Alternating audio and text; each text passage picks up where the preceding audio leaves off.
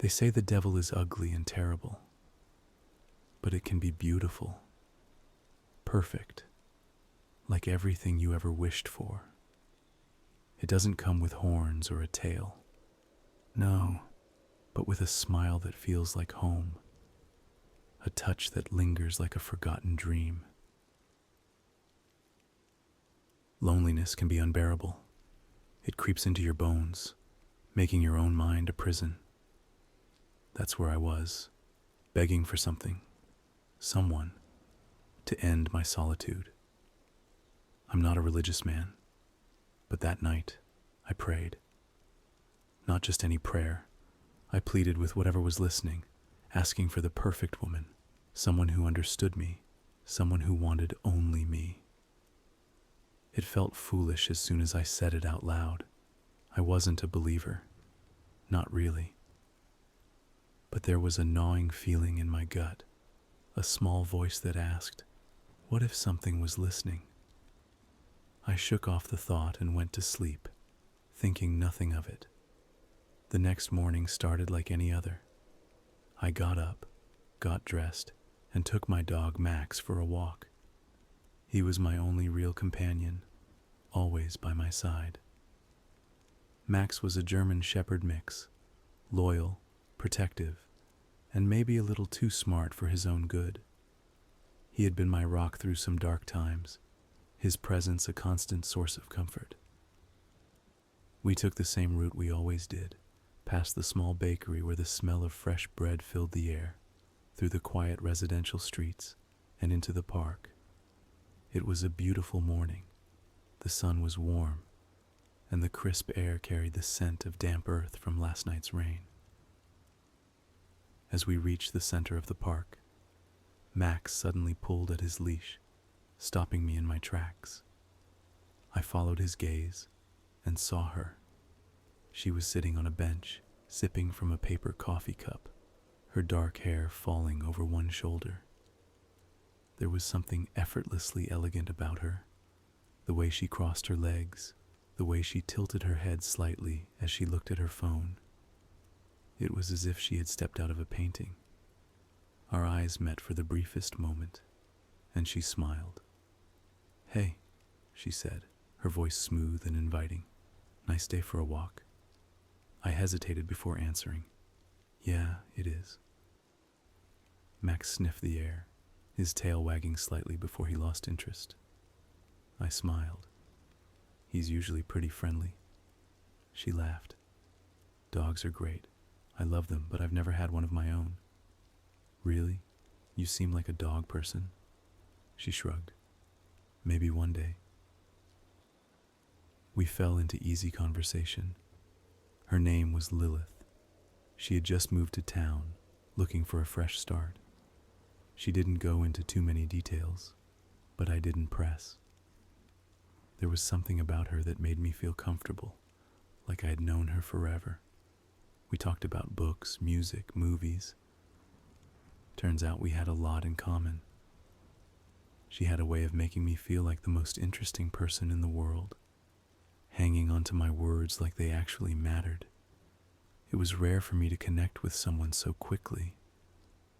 Normally, I fumbled through conversations, overthinking every word. But with Lilith, it felt effortless, natural. Before we parted ways, she touched my hand lightly, her fingers warm against my skin. "I have a feeling we'll be seeing a lot more of each other," she said, smiling. And just like that, she was gone. Max trotted along beside me the entire way home, oblivious to the fact that my mind was completely elsewhere. That night I found myself thinking about her. Lilith, her face, her voice, the way she had made me feel. It was like a scene from a movie, too perfect. But I didn't dwell on it. It was nice to meet someone new, someone who seemed genuinely interested in me. I lay on my bed, scrolling through my phone, debating whether or not to text her. She had given me her number before we left, her smile lingering in my mind like an echo. After some hesitation, I typed out a message. Had a great time talking today. Hope to see you again soon. I stared at the screen, debating whether or not to send it. Was I coming on too strong? Should I wait a day? Overthinking was my specialty, and I was about to delete the message when my phone buzzed. It was her. I was just thinking about you. Can't wait to see you again. I felt a rush of excitement, the kind I hadn't felt in years. Max let out a soft sigh at the foot of my bed. I reached down and gave him a few pats on the head before turning off the light, falling into an easy sleep for the first time in weeks. Maybe, just maybe, my prayer had been answered. The next few days passed in a blur of anticipation. Every moment I wasn't working or walking Max, I found myself checking my phone, waiting for Lilith's messages. And she didn't disappoint. We talked constantly, about everything and nothing. She asked about my childhood, my dreams, the things that made me happy. It felt natural, effortless, like I had known her forever. She listened with genuine interest, responding with thoughts so aligned with mine, it was almost eerie. By the end of the week, we had planned our first date. I arrived at the cafe 15 minutes early, nervous energy buzzing under my skin. Max sat beside me, his leash looped around my wrist. It wasn't an official bring your dog kind of place, but the outdoor seating made it possible. I had considered leaving him at home, but something in me refused to part with him today. Then I saw her. Lilith walked toward me, dressed in simple jeans and a dark sweater, yet somehow looking effortlessly radiant. The way she carried herself, the way she smiled, it was magnetic. "Hey," she said, sliding into the seat across from me. "You're early." I laughed. I was looking forward to this. So was I. Max, however, was less enthused. He didn't growl or bark, but he stared at her, his ears pricked, his body tense. I nudged him with my foot, murmuring, "Relax, buddy." Lilith reached a hand toward him, but the moment her fingers got too close, Max lunged. His teeth snapped just inches from her hand, a vicious snarl ripping from his throat. I barely yanked him back in time, my heart hammering in my chest. She pulled her hand back quickly, her expression unreadable for a brief second before she forced a smile. "He's a protective one, huh?" "He's usually more relaxed," I admitted. "Maybe he's just being cautious." She tilted her head. "Animals have instincts we don't, but don't worry, I'll win him over." The date was perfect. We talked for hours, moving from the cafe to a nearby park, walking as we exchanged stories. She told me about her travels, her love of art, and how she had always felt like she was searching for something. "I guess that's why I moved here," she said, "to start fresh, to find something or someone I've been missing." My heart pounded at her words. It felt like she was speaking directly to me, as if she had come here for me. By the time the sun dipped below the horizon, I didn't want the day to end, and judging by the way she lingered, neither did she. She stepped closer, brushing her fingers against my arm. "I had a great time today." "Me too," I admitted, my voice quieter than I intended. Her gaze locked onto mine. "So, when do I get to see you again?" I grinned. "How soon is too soon?" She laughed softly. "Tomorrow?" I didn't hesitate. "Tomorrow." She leaned in, pressing a soft kiss to my cheek before walking away, leaving me standing there completely breathless. Max tugged at his leash, and I barely noticed. My mind was too wrapped around the fact that, for the first time in years, I felt like something in my life was going right. Little did I know, I had just taken the first step into something I couldn't escape. The next evening, I found myself hurrying to meet Lilith again. We had planned a simple dinner at a quiet little bistro on the edge of town. The air was crisp, and the glow of the streetlights bathed everything in a golden hue. My nerves weren't as bad this time. After all, I already felt like I knew her. Lilith was waiting for me outside the restaurant, her dark hair tucked neatly behind her ears, a warm smile playing on her lips. "Right on time," she teased. "I wouldn't keep you waiting," I replied, unable to stop the grin spreading across my face. As we stepped inside, I caught our reflection in the restaurant's window, a perfectly matched pair. It was uncanny, really, how effortlessly we fit together.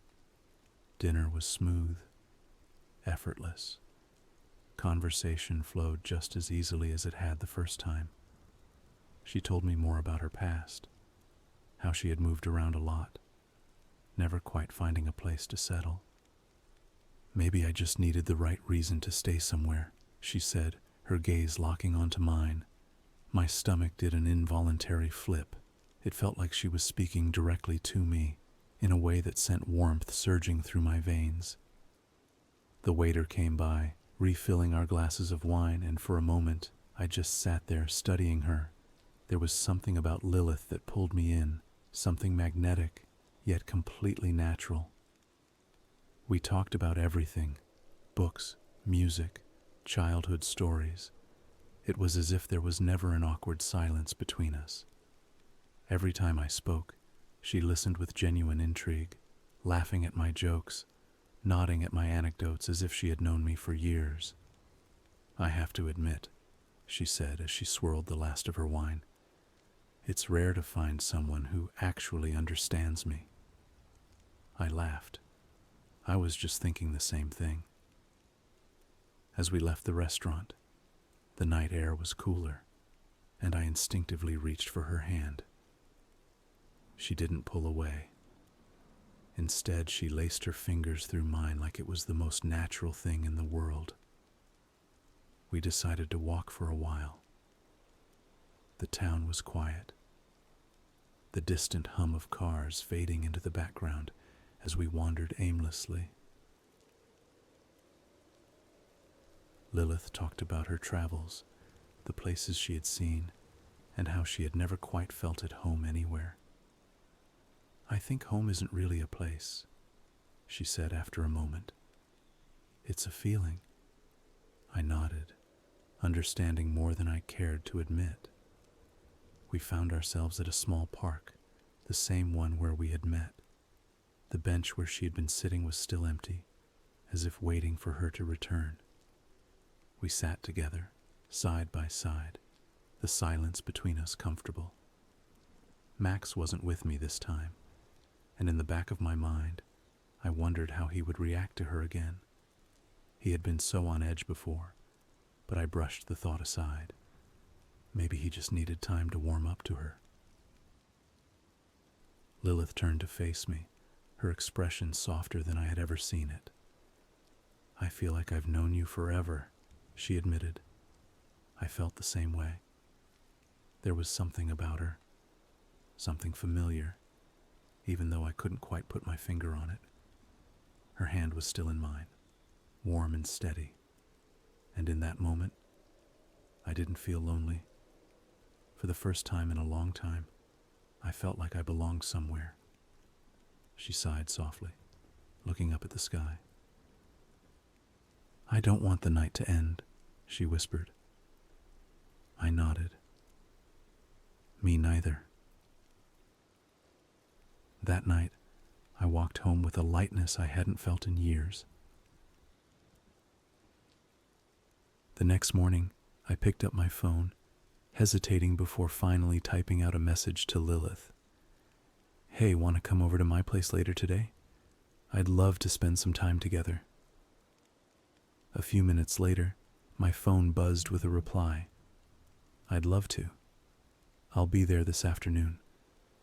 I smiled and put my phone down, anticipation settling in. Everything had been going so smoothly with her. I had been alone for so long that it was strange to have someone so interested in me. The day passed slowly as I tried to keep myself occupied. I straightened up my apartment, wiped the coffee table, and made sure Max had been out for his morning walk. He was lying near the door when I heard the sound of a car pulling up outside in the afternoon. A few seconds later, there was a soft knock. When I opened the door, Lilith stood there, a small smile playing on her lips. But something about her was different. Her eyes looked brighter, not in a warm or affectionate way, but in a way that made me pause. It was as if they were reflecting too much light, almost glowing for a second before returning to normal. I blinked and shook the thought away. Maybe it was just a trick of the light. "Hey," she said, stepping inside. Max immediately reacted. His fur bristled, and he let out a low, menacing growl. Within seconds, it escalated.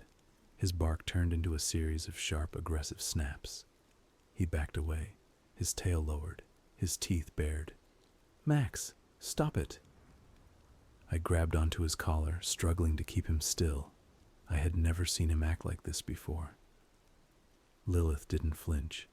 She just stood there, watching him with an unreadable expression.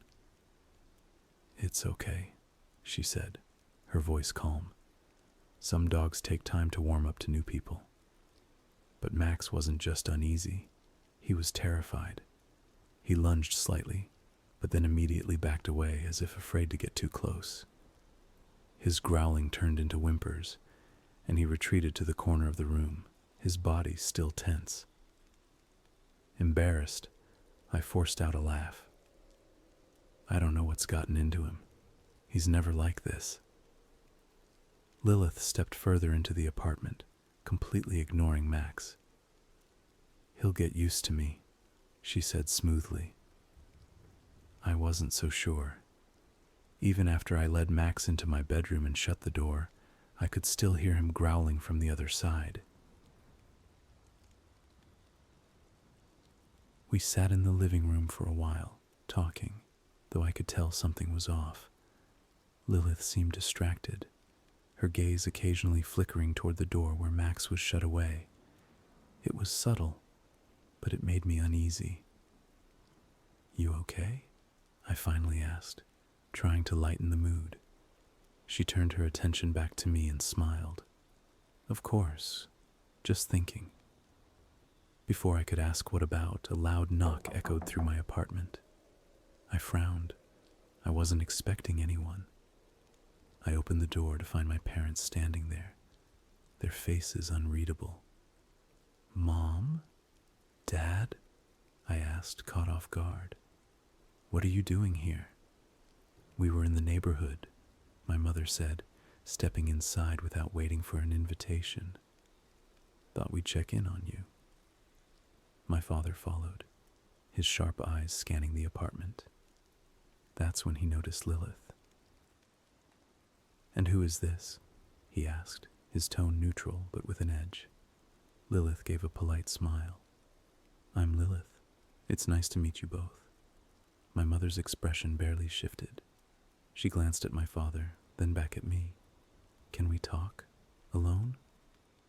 I sighed, already knowing where this was going. She pulled me aside, lowering her voice. "I don't like her." I scoffed. "You just met her." "That's enough," my father said, his voice firm. "She's not right for you. We've told you before. We want you to marry someone we approve of, someone we arrange." My patience was wearing thin. "You can't be serious. I'm not letting you control my life." "We only want what's best for you," my mother insisted. "And she isn't it." Frustration flared inside me. They had always been like this, controlling, overbearing, never satisfied with my choices unless they had a hand in making them. But this was different. This was my life. Lilith must have sensed the tension because she stood then, brushing imaginary dust from her sleeve. "I should get going," she said smoothly. "It was lovely meeting you both." She left before I could stop her. As soon as the door clicked shut, my mother turned back to me. "This is exactly why we need to be involved. You can't see what's good for you." I ran a hand through my hair, exhaling sharply. "I'm not a child, Mom. You don't get to decide who I'm with." "We'll see about that," my father muttered. I clenched my fists. I knew arguing wouldn't change anything. They had always been this way. I wasn't going to let them dictate my future. I just wished they would let me be happy. That night, as I lay in bed, I couldn't shake the unease from my mind. Max had finally calmed down, though he still kept his distance from me. I pulled out my phone, debating whether to text Lilith. Before I could decide, a message from her popped up. "Had a great time. Hope your parents weren't too hard on you." I sighed, running a hand through my hair before typing back. They were their usual selves. Nothing new. Sorry about that. Her reply came instantly. "No worries. I understand." I stared at the screen for a moment before locking my phone and setting it aside. Something still felt off. But I pushed the thought away. Maybe I was just overthinking everything. Maybe things really were as good as they seemed. The next morning, I woke up feeling strangely uneasy. Maybe it was my parents' visit the day before, or maybe it was the way Max had reacted to Lilith. Either way, I found myself staring at my phone for a while before finally typing out a message. "Want to come over again today?" A few minutes later, my phone buzzed. "Of course, I'll be there in the afternoon." I tried to shake the uneasy feeling as I went about my morning. Maybe I was just overthinking everything. Lilith was the best thing that had happened to me in a long time, and I wasn't about to let my overprotective parents ruin that. The day passed slowly, my mind wandering in and out of doubt. I cleaned up the apartment again, making sure everything was perfect. Max, however, seemed worse than before. He paced restlessly around the living room, his ears pinned back and his tail rigid. When Lilith's car finally pulled up outside, he seemed to sense her before I even got to the door. He started barking, louder, more aggressively than ever before. His growls were deep and guttural, his body rigid with tension. I barely managed to get a hold of his collar before he could lunge at the door. "Jesus, Max, what's wrong with you?" I grunted, struggling to pull him away. Lilith stepped inside, her expression calm as always. But her eyes flickered toward Max, and for a brief moment, I thought I saw something in her gaze. Something cold. "He really doesn't like me, does he?" she murmured, her voice almost amused. I forced out a nervous chuckle. "I don't know what's gotten into him. I'll lock him in the bedroom." Max fought against me the entire way, barking and whining as I shut the door. Even from the other side, I could hear him scratching and howling. "I don't know why he's acting like this," I muttered, shaking my head. Lilith simply smiled and sat down on the couch. Dogs are sensitive. They pick up on things we don't. I sat beside her, trying to push the incident out of my mind. We talked for a while, laughing, sharing stories. But in the back of my head, I could still hear Max's frantic barking. After a while, I excused myself to go to the bathroom. When I returned, I froze in my tracks. Lilith was standing next to the door where Max was locked away, her hand resting lightly on the frame. She wasn't doing anything, just standing there, watching. From inside the room, Max's barking had turned into whimpers, almost as if he were pleading. "Lilith?" I called out, my voice hesitant. She turned to me slowly, smiling. "He's quiet now." I forced a smile, ignoring the chill creeping down my spine. "Yeah, I guess he's getting tired." She walked back to the couch, sitting down as if nothing had happened. I followed, though the image of her standing there stuck with me. After some time, Max started growling again. Time passed quickly. Before I knew it, it was already past 1 in the morning. We had spent hours just talking, watching movies, and simply enjoying each other's presence. I felt genuinely happy. As we sat there, wrapped in the warmth of the dim living room light, something strange happened. Max's growling, which had been a near constant sound throughout the evening, suddenly stopped. The silence was almost jarring. Lilith and I glanced at each other. I let out a small breath of relief, laughing softly. "I guess he finally wore himself out." She smiled. "That's good. Now we can finally enjoy some peace." I nodded, leaning back into the couch, feeling more at ease than I had all night. Maybe Max had finally given up, realizing that Lilith wasn't going anywhere. Maybe I had just been overreacting all this time. Lilith rested her head against my shoulder, and I let the warmth of the moment wash over me. I expected more. I expected her to kiss me, for things to escalate the way they always did in movies. But instead, she simply leaned back, closed her eyes, and within moments she was asleep. I sat there for a long time, staring at her, wondering why things felt so different.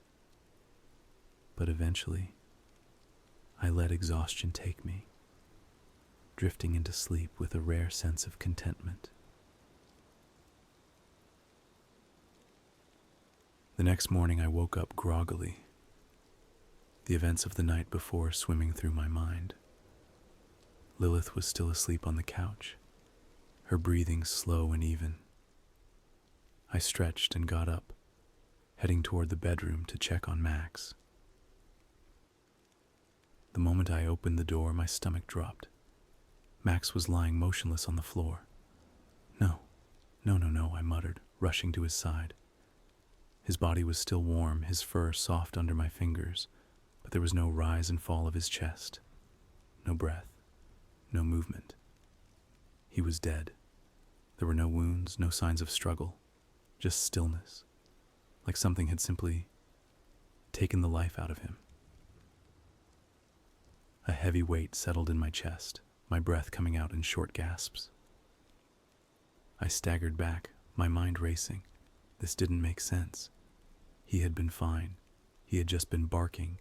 He had just been alive. For the briefest moment, I turned toward the living room, my eyes falling on Lilith's sleeping form. Had she? No. That was ridiculous. There was no evidence, nothing to suggest that she had anything to do with this.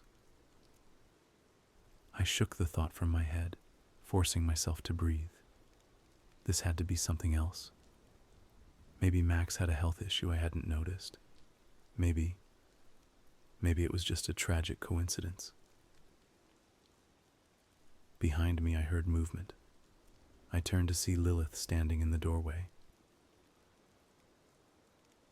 Lilith rubbed her eyes and yawned softly, still half asleep as she took a step closer. "What's wrong?" she asked, her voice laced with concern. I couldn't speak. My throat tightened as I stared at Max's still body on the floor. The reality of it crashed over me like a wave, stealing my breath. My best friend, my companion through everything, was gone. Lilith stepped beside me, her expression shifting the moment she saw Max. "Oh my God," she whispered. Is he really? I nodded, my face twisting with emotion. My hands trembled as I reached out to stroke Max's fur, half expecting him to twitch, to move, to do something. But he didn't. He was warm, but lifeless. Tears welled in my eyes, and before I knew it, I was sobbing. My chest heaved with broken gasps, grief consuming me. I buried my face in my hands, unable to stop myself. Lilith crouched beside Max, her hands hovering over his body as if she were searching for any sign of life. She placed her palm gently against his side, waiting, her brows furrowed. I'm so sorry, she whispered. He's really gone. I didn't answer. I didn't know what to say. Max had been fine the night before, restless but fine. There was no blood, no wounds, no explanation. Just stillness. It didn't make sense. Lilith turned to me, her expression unreadable for a moment before softening.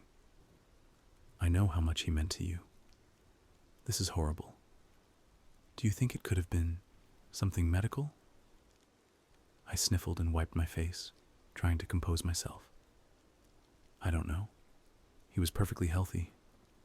Maybe it was his heart.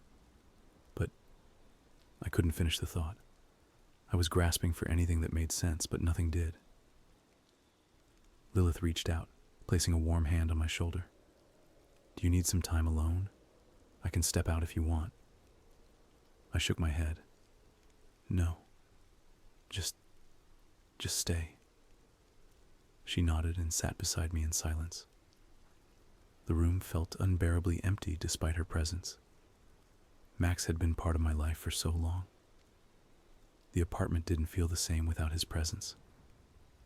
I found myself staring at the bedroom door, my mind flickering back to last night, to Max's barking, to the way he had stopped so suddenly. A thought crept into my head, unbidden and unwanted. Had Lilith? No, that was ridiculous. There was no way. She cared. She was just as shocked as I was. I was letting my grief cloud my mind. Lilith reached out again, brushing a tear from my cheek with a soft touch. You don't have to go through this alone. I nodded, though my chest felt hollow. Max was gone and nothing would bring him back. The next day, the weight of Max's loss still hung over me like a storm cloud. The apartment felt empty. Lilith was gone. She went home that day. Then, later throughout the day, I got a text from her. Hey, I went outside a bit. You should get out of the apartment today. I know a place in the woods. It's peaceful. It'll help clear your mind. Want to go? I hesitated, unsure if I was ready to do anything but sit in my own misery. But the way she looked at me in my mind, warm and understanding, made it hard to say no. Maybe she was right. Maybe getting out would help. All right, let's go, I replied. Even though Lilith could drive perfectly fine on her own, I ended up driving for both of us this time. We drove for nearly an hour, leaving the city behind and entering a dense forest. The deeper we went, the quieter the world became. The air was thick with the scent of pine and damp earth, the soft rustling of trees, the only sound breaking the silence. The deeper we went, the quieter the world became. Lilith led me down a narrow dirt path, weaving between towering trees until we reached a small clearing. The walk itself had been nice. For the first time in a while, I wasn't trapped inside my thoughts. We spoke about small things, music, movies, random stories from our pasts. It wasn't forced, nor did it feel like she was just trying to distract me from my grief. It felt real. At one point, we stopped by a small stream cutting through the forest. The water was crystal clear, flowing over smooth, dark rocks. Lilith crouched down, dipping her fingers into the cool water before looking up at me with a smile. "I used to come here a lot," she said. "There's something calming about this place." I nodded, watching the water swirl and ripple. "I get that." We sat for a moment in silence, listening to the gentle sounds of the forest. The longer I stayed, the more I understood why she brought me here. It was peaceful in a way that the city never could be.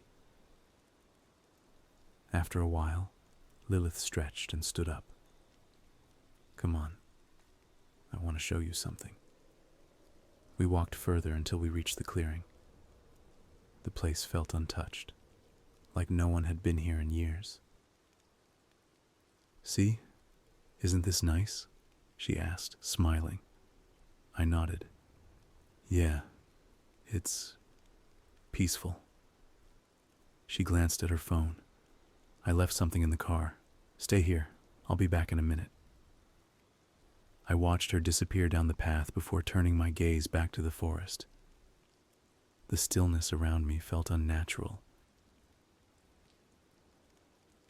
Then, a sound broke the silence, a low growl. My heart pounded as I turned toward the noise.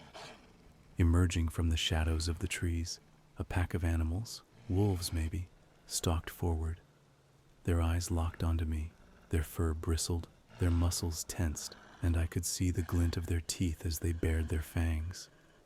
I took a slow step back, my hands shaking. My breath came in short gasps. They weren't just watching me, they were hunting me. One of them stepped closer, crouching low, preparing to pounce. Then behind me, I heard the soft crunch of a footstep. Lilith.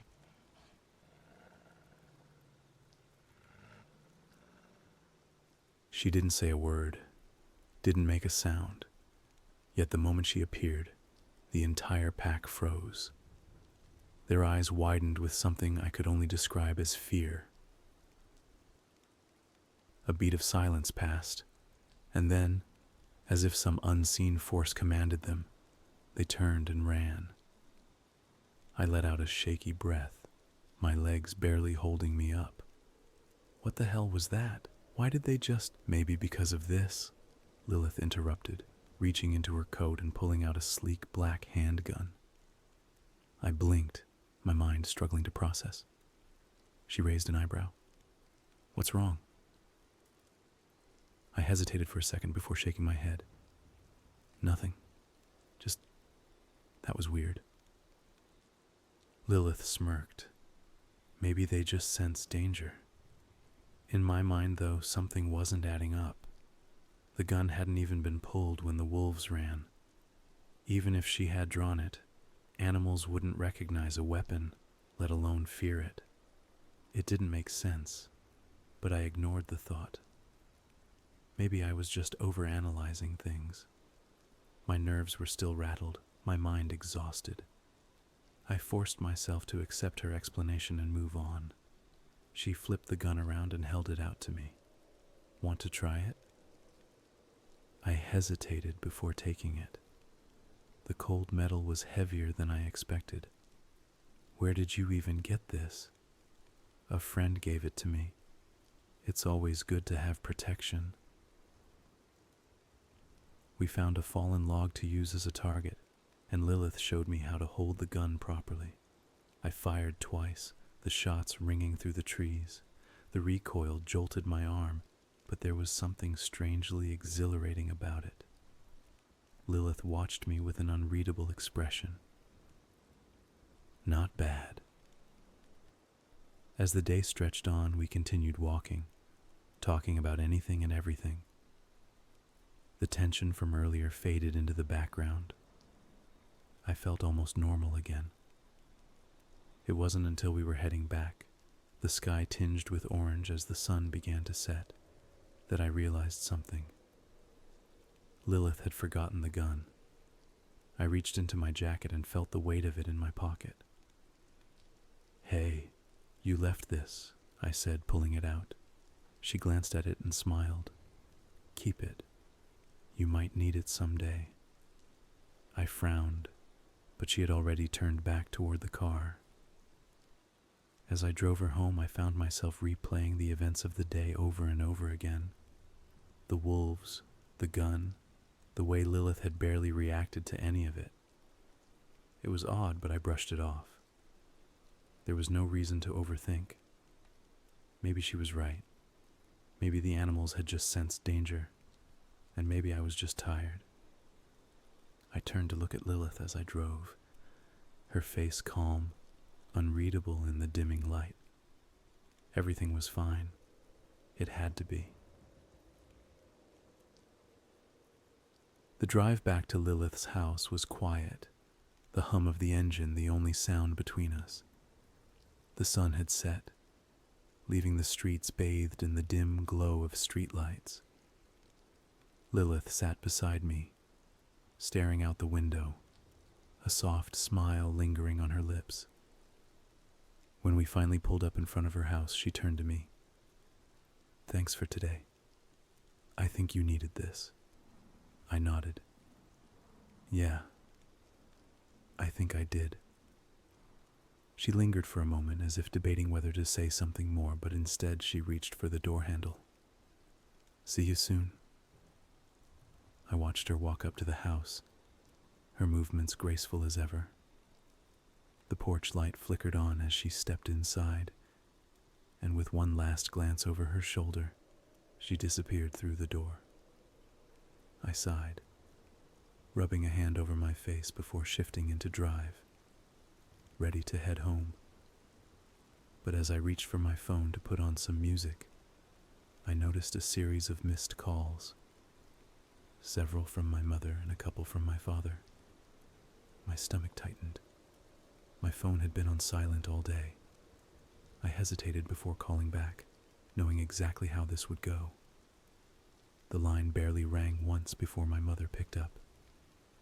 "Where the hell have you been?" Her voice was sharp, full of frustration and something else. Panic? "I was out," I said, keeping my voice neutral. "Out? All day? We've been calling you." I sighed. "I had my phone on silent. I didn't mean to ignore you." "That's not the point. Where were you?" "With Lilith." There was silence. Then her voice returned, colder, harsher. "Lilith? Again?" I clenched my jaw. "Yeah, Mom, again." "We have told you already. We do not approve of this girl. And I told you that's not your decision to make. She's changing you. Ever since you met her, you've been distant, careless. You don't even talk to us anymore. Mom," I interrupted, my patience slipping. "I'm not a child. You don't get to dictate who I spend my time with." "Oh, we absolutely do. You think you're so grown now, but you have no idea what's best for you. We do. We always have." I pinched the bridge of my nose.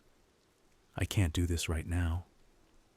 "Don't you dare hang up on me," she snapped. "Your father and I deserve respect, and this obsession with her is dangerous." "Obsession? You act like I don't have a mind of my own." "I don't think you do when it comes to her. She's taking you away from us." I let out a bitter laugh. Maybe that's exactly what I want. Silence. Thick, heavy silence. Then she exhaled sharply. "You are making a mistake. If it is, then it's mine to make." I hung up before she could say anything else. My hands were shaking as I tossed my phone onto the passenger seat. The anger burned through me, but underneath it was something else. Exhaustion. I leaned back against the headrest, staring at the ceiling of my car, breathing deeply. For the first time, I wished they would just disappear, that they would stop interfering, stop judging, stop existing in my life. The thought made my pulse quicken, but instead of shoving it away, I held on to it, let it settle deep inside me. I closed my eyes, letting the words come out in a whisper. a prayer to no one in particular, a wish cast into the night. I just want to be with Lilith. No parents, no distractions, just us, for all eternity.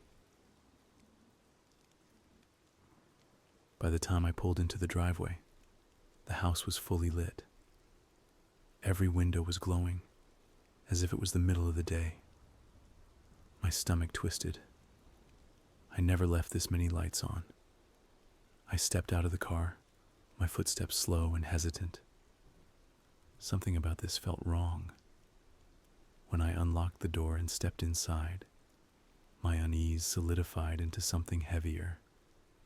They were already here. My mother was standing in the middle of the living room, arms crossed, her lips pressed into a hard line. She didn't even let me get a word out. "Where have you been?" she snapped. I shut the door behind me and exhaled. "Mom, what are you doing here? How did you even—" She held up a spare key.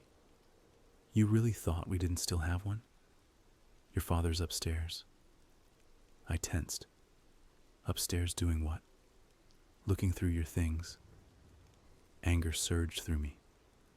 Are you serious? You break into my house and start going through my stuff? What the hell is wrong with you? We have been calling you for hours, and you've been ignoring us. You don't answer your phone, you disappear for an entire day with that girl, and you expect us not to worry. I already told you. Lilith is important to me. You need to accept that. No, I don't. She's done something to you. Ever since she showed up, you've been different. Maybe because for once in my life I feel like I have control, I shouted. For once, I'm not letting you control every goddamn thing I do. Control? She scoffed. Is that what you call this?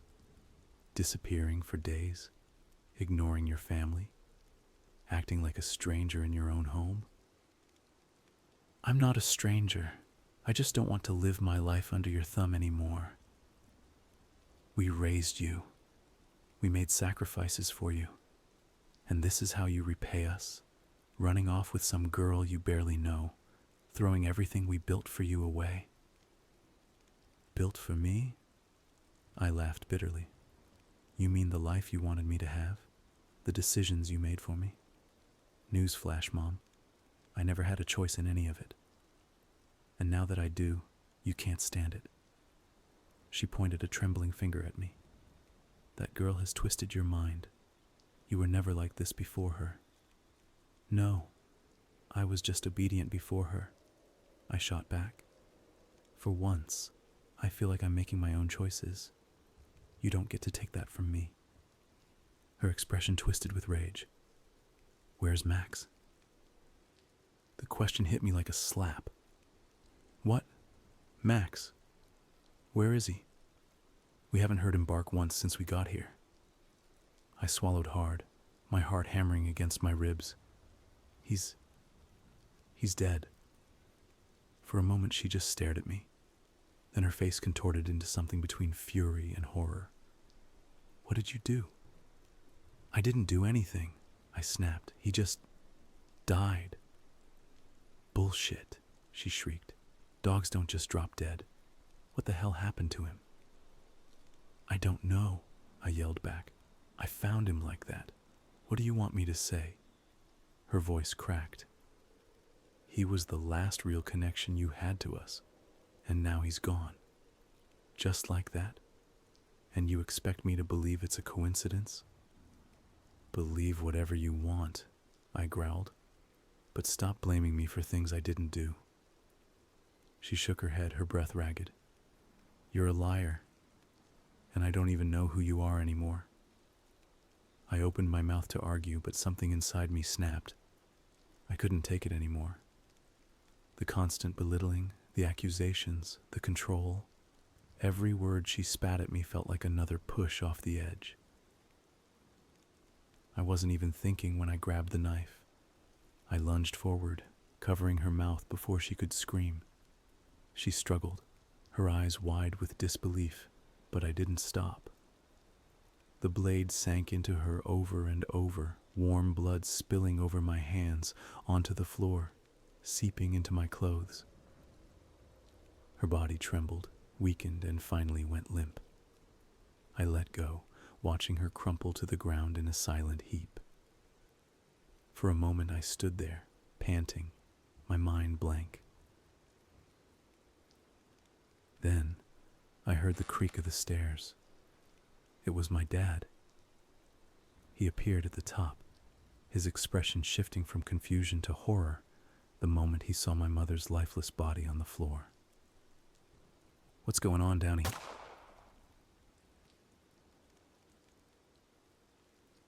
I shot him with the gun that I got from Lilith. There was no hesitation, no thought. The silence that followed was deafening. My hands trembled as I stared at what I had done. Everything went black. The next thing I knew, I was here, cold, trapped, alone. The walls around me were bare, gray concrete, suffocating in their stillness. A single dim light buzzed overhead, flickering slightly as if on the verge of burning out. A metal cot beneath me dug into my back, but I barely felt it. My body was numb, my mind distant. I didn't know how long I'd been here. Hours, days, weeks. Time had lost its meaning the moment I woke up in this cell, the moment I realized that everything was over. But one thought remained, burning deep inside me. Lilith. How long had it been since I last saw her? Since I last heard her voice? I tried to remember, but it was like grasping at smoke. All I knew was that I needed to see her again. And deep down, I knew exactly how. They say that when you die, your soul goes to heaven or hell, and I knew exactly where to find her. A slow smile crept onto my lips. Reaching beneath my cot, my fingers curled around the hidden shard of metal I had managed to keep.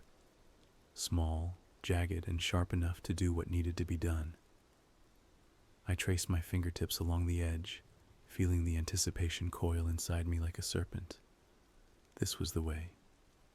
The only way. I exhaled, my pulse steady as I pressed the shard against my skin. The pain was immediate, a sharp sting that quickly turned warm as blood seeped from the wound. It didn't matter. I pressed deeper. The world around me blurred, dark spots dancing in my vision as I slumped back against the cold wall. My breaths came shallow, my fingers slick with crimson. And then I saw her. Lilith. She was standing in the corner of my cell, bathed in shadows, her figure barely illuminated by the dying light. But this time, something was different. Her smile was wider, wrong, predatory, and her eyes, they gleamed with something unnatural, something inhuman. I tried to speak, but the words wouldn't come. My body was failing me, my consciousness slipping away like water through my fingers. Lilith took a step forward, her gaze locked onto mine, amusement flickering across her face. I was ready to be with her, for all eternity.